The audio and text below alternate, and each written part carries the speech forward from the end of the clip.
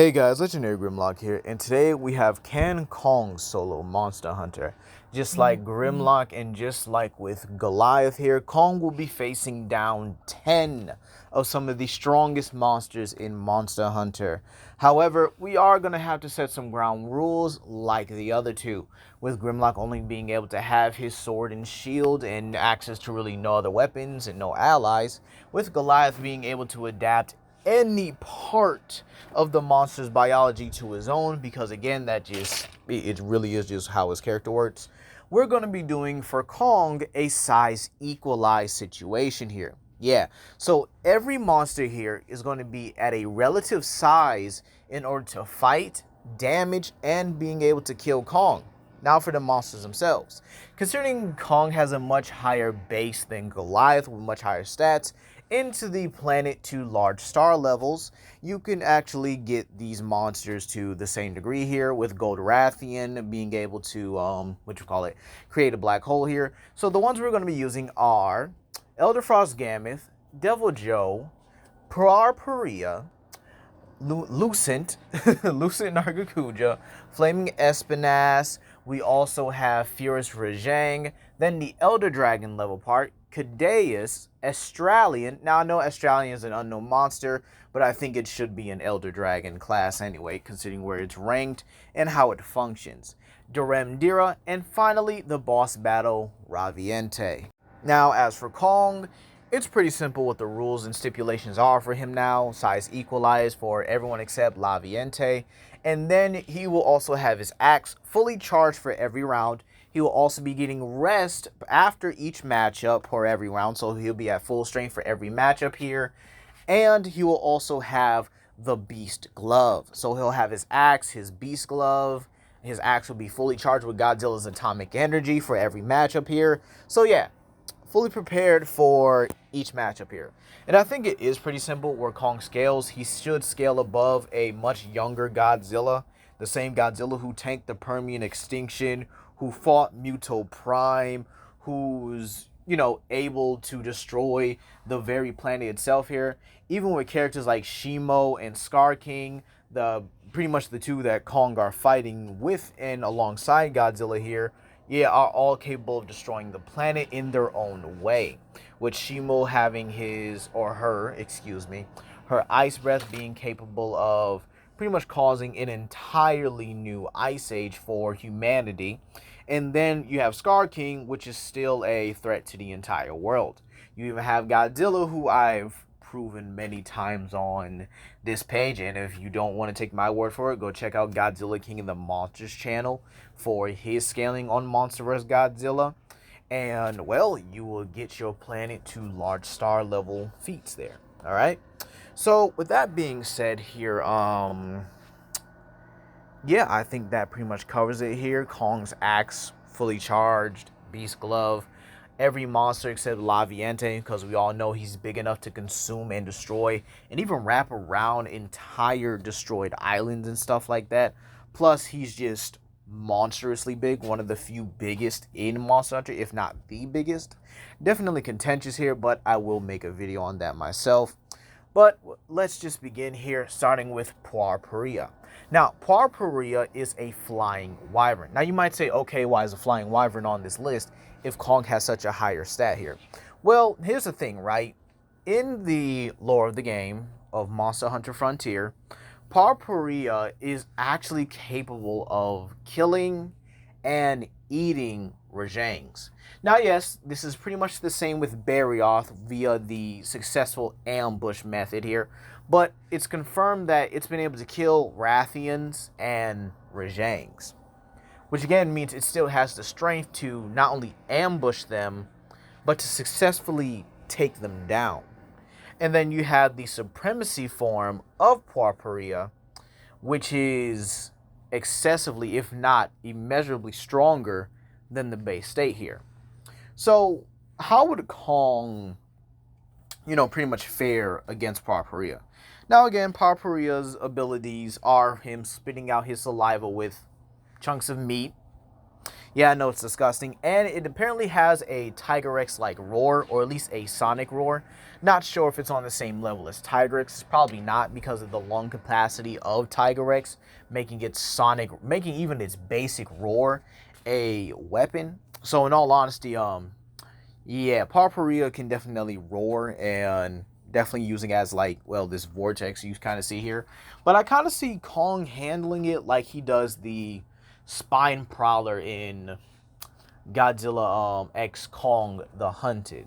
You see, the Spine Prowler is one of the newer Titans introduced into the Hollow Earth here, and it was basically one of the few creatures being hunted by the Titan Hunter, which was just this giant mechanical, makeshift proto Jaeger, if you will, right? And then the sheer fact that Kong, was able to just grab it, slam it, and, could have killed it, but he let it go because, he's not malevolent. He's not evil or anything like that. So in all honesty, with the Beast Glove, a charged axe, and having definitely relativistic to faster than light combat speed, as he is able to react to Godzilla's atomic breath, and being able to block Shimo's Ice Blast, which would be relative, if not possibly even superior, to that Godzilla he fought, because again, that Godzilla is tired, weakened, and exhausted, still hasn't even gone to sleep after, realizing that Ghidorah might be back, and again, I'm quoting that by the way. So yeah, Kong should be able to beat Paria. Now, the difficulty starts when we get to the Elder Frost Gammoth, and there are many reasons why. This is an Elder Dragon level deviant. I think it's a deviant, right? Am I right? I think it's a deviant, not a rare species. Yeah, I think it is here. Or maybe just a much older and more experienced Gammoth. But yeah, Elder Frost Gammoth is definitely giving Kong a hard time. Definitely getting some hits in. Definitely freezing Kong and damaging him to probably a much larger degree here. And keep in mind, again, this is size equalized. And in all honesty, Gammoth might be bigger in this kind of situation, giving them that same height stipulations, or giving her or him the height that is needed in order to combat with Kong. So Gammoth would possibly be bigger, which is actually kind of scary. Plus, with the ice manipulation and having things like AoE attacks, boulder attacks, her being able to launch these hard compressed ice and snowballs at you. And again, the size of Gammoth in general, with her tusk and stuff like that. And again, Kong is capable of taking a blast from Shimu, so you would definitely have that argument. Albeit, Kong's arm is badly damaged from it, but you could still make the argument that Shimu is a lot more powerful of an ice cold manipulator, or at least a cryo manipulator, than than Gammoth here. Plus, again, I do think the Beast Glove and Axe would definitely be able to give Kong a win here, but Kong's going to have to rely more so on his agility than anything. And again, that's not a bad thing here. Kong is pretty fast, he's pretty agile, capable of dodging, outmaneuvering, and sometimes even being able to, get Godzilla before he can launch his atomic breath. So, yeah, I could definitely see him beating Gammoth, albeit it is going to be with some difficulty. I would probably say a high difficulty at best here, because again, Gammoth is sturdy. Gammoth is capable of reacting to monsters like Tigrex, Barioth, and if they ever crossed over in the New World, Ebony Odogaron, which has the synapses to actually react to and even outpace TTTT Yaku's light, even being able to move its head back before the flash even affects it. So again, yeah, there are a lot of monsters in Monster Hunter that do have things like FTL to relativistic speeds. And again, Kong is no different. But I do see him beating Gammoth with some difficulty. Now, Savage Deviljho. Now you might say, whoa, Legendary, why is he here? Why is he at the beginning? Well, it's because Kong actually can beat Savage Deviljho in a size equalized situation. Now, yes, the dragon energy is a problem, as it is known to weaken its opponents, drive its opponents insane. And again, this is one of those situations that yeah, Kong has a pretty good shot at losing. And again, he could. But the thing is, Kong can easily outsmart the likes of Deviljho, and a size equalized Deviljho kind of helps here, because Kong is a lot more maneuverable and definitely should be able to do things like what Rajang does. Well, but we'll talk about Rajang in a little bit anyway, so I won't really get into all that here. But again, Deviljho is honestly kind of just like, he's not dumb, but he's not in the same intelligence level as Kong, and even in even in other cases, some wyverns, like even bird wyverns like Yinkaku, or excuse me, Yangaruga, have been able to outsmart and actually being able to beat Deviljho because of its intelligence here. And again, I do think this actually could go in Kong's favor because he's having a lot more punching power with the Beast Glove. I do think Kong could get disarmed of the axe because of the dragon energy explosions and stuff like that, and him trying to maneuver around the battlefield, he could wind up losing the axe. Alright? And the thing is, though, I can still see him beating Deviljho. I do think Deviljho is probably going to grab him the same way that he does with Nargacuga and Rajang here, because again, remember, size equalized. But Kong still should be able to not only pry his jaws open, but get that Beast Glove up, get it ready, and then just slam Deviljho full force into the ground, breaking all them teeth, and then claiming the dub for himself here. Now, you might ask, can the dragon energy charge the axe? And it's very interesting, because we don't know what the full properties of dragon energy are. I mean, yeah, it's dragon element, but again, the energy and properties of it aren't really showcased to be something that's nuclear. But Kong does clear round 1, high difficulty. But let's move on to round 2, and honestly, everyone's favorite thunder monkey, Rajang, is next. So, Furious Rajang, and not gonna lie, when I was breaking this down in my head and stuff, you know, saying it out loud as I was rehearsing this, it made me actually think, if Rajang and Kong are at a relative size comparison, like, you know, Rajang stands up and he can at least look up at Kong, or at least touch Kong's chin with his head, right? How would that actually go here?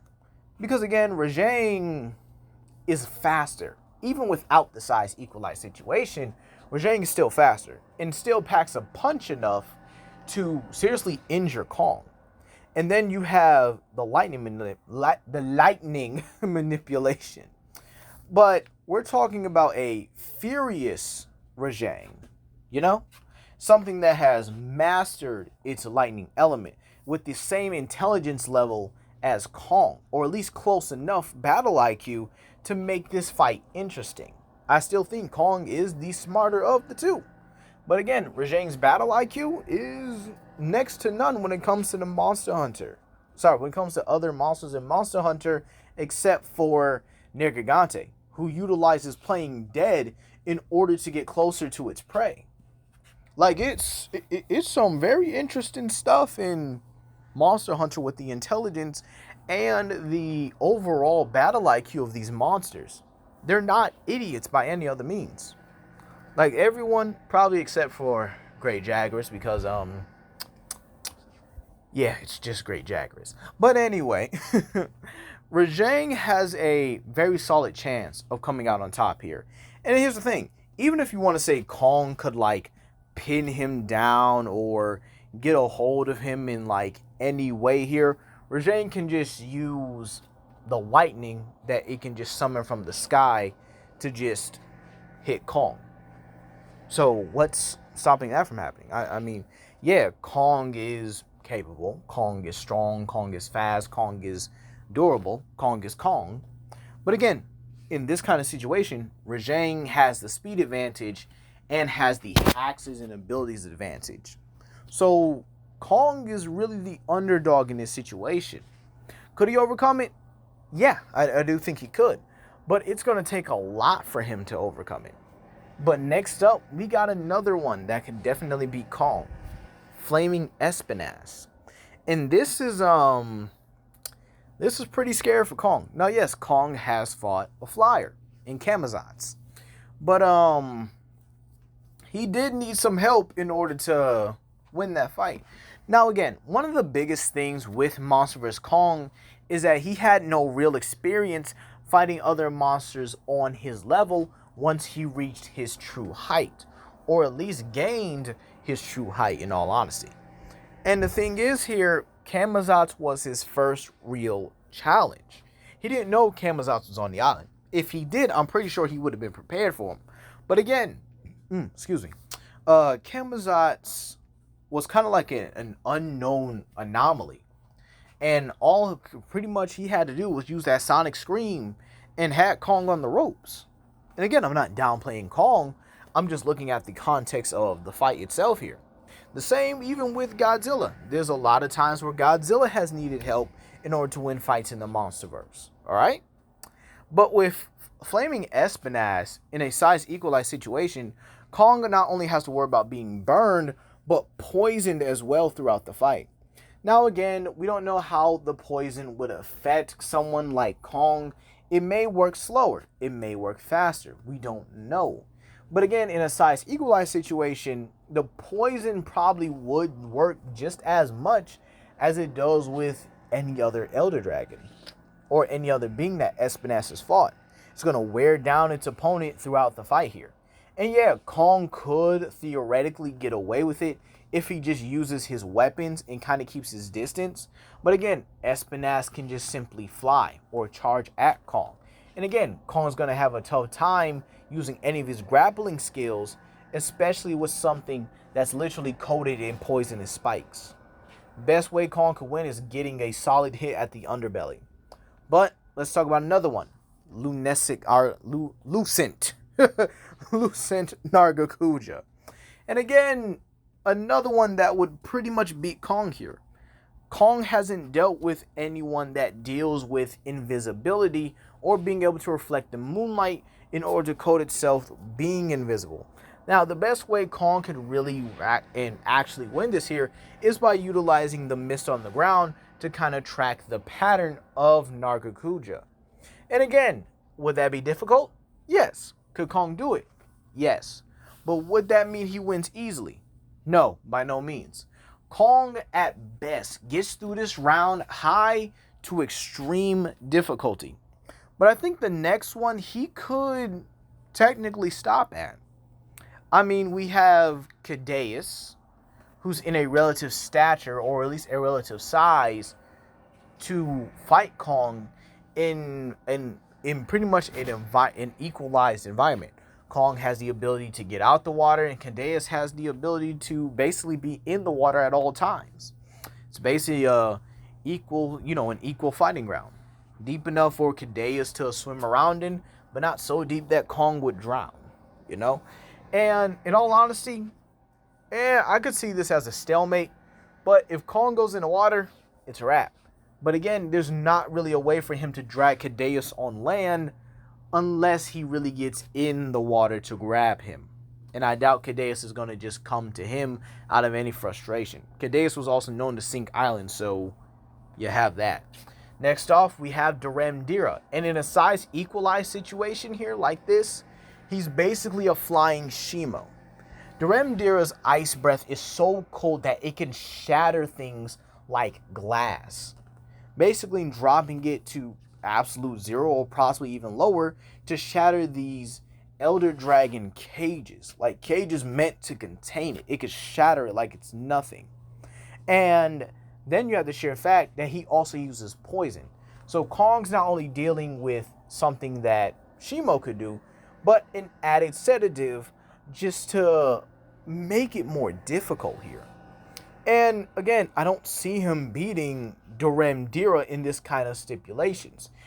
Sure, if Kong was, his regular size and Deviljho was his regular size, of course, Kong would possibly win. Still have to deal with the cold and poison, but it wouldn't be as bad. But again, in this situation where they're equal in size, yeah, Deviljho definitely takes it.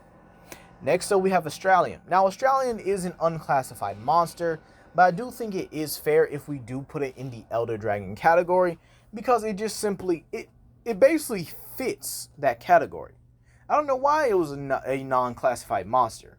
Bring it back and let's classify it. Let's actually see if this creature is an Elder Dragon. But, yeah, Australian himself, or herself here, can actually utilize butterflies in the same way as an ogre does, except these butterflies are actually able to use energy for some reason. Now again, not much is really known about Australian. The best that we do know about it is that it's pretty much one of the Elder Dragons, or one of the Elder Dragon-like beings that pretty much inhabit desert-like environments and sometimes even forests, sharing the same skeletal structure, if not the same structure, as Kushala Daora, without the flight capabilities. And again, we know Australian is able to produce these very ridiculous levels of energy and being able to use these butterflies for armor. And again, I think that's where the problem lies here. Australian is just as smart, just as skilled, if not more experienced than Kong. Because again, we don't know how old this monster is. It's not recent by the looks of it and by what I've seen either. It's something that's always been there, but just rarely seen. Kind of like how Nergigante and Betelgeuse were in the old and the new world. Now, last but not least, we have the Island Eater himself, who didn't need a size equalized situation in Raviente. And, yeah, I think Kong could stop here. Because, again, that's a lot of work for just Kong by himself here. Now, if he had a little bit of help, yeah, he could get it done. But we're talking about an Elder Dragon that can eat islands just to sustain itself, eat entire ecosystems just to sustain itself, and it eats everything from Deviljhos to higher, even possibly even other Elder Dragons. Now, in all honesty, if Kong had another ability on him, like, again, he deserves his lightning powers in the Monsterverse, this would have changed it differently. But it probably would have led to a stalemate with Rajang, because I don't know if Rajang could absorb electricity. And then Kong would possibly be able to absorb electricity at that point here. But at best, Kong does clear it with a 60%. With, at worst, he can actually get a 30%. Because again, Lucent Nargacuga, Flaming Espinas, and Fierce Rajang could possibly beat him. But let me know what you guys think down below. Please comment, like, and subscribe, and share it to your friends. This is Legendary Grimlock, and I'm exhausted from making this video. Peace.